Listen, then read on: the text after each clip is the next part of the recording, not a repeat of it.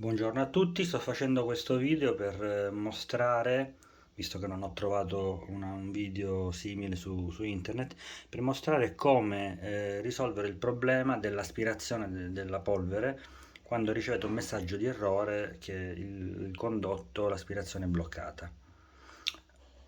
La prima cosa da fare è rimuovere tutti gli accessori e il robot per poi girare la base e metterla sotto sopra. Eccoci qua, ho rimosso tutti gli accessori e il robot. A questo punto si toglie il sacchetto, si rimuove. Voilà. Da notare che c'è un po' di polvere dentro, ma questo si può pulire con calma. La prima cosa da controllare è eventualmente che non ci sia un oggetto bloccato qua dentro. E poi giriamo la base per accedere da sotto. Perfetto, abbiamo girato la base. Ho già rimosso alcune viti per fare più velocemente. Le viti sono queste: 1, 2, 3, 4, 5, 6, 7, 8. Quindi togliamo le viti.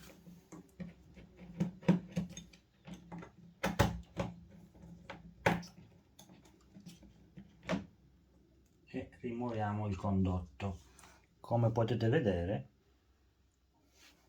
c'era della sporcizia bloccata qui che non permetteva l'aspirazione corretta.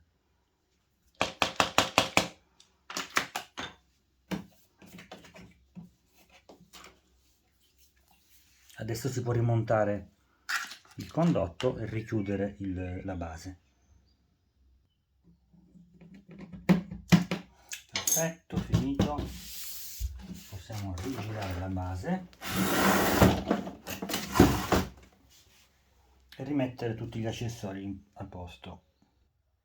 In alternativa ci sarebbe anche la possibilità di smontare questo condotto qua, rimuovendo 1, 2 e 3 viti, ma per fare ciò si deve anche strappare questo adesivo di protezione. Io non l'ho fatto perché non mi serviva.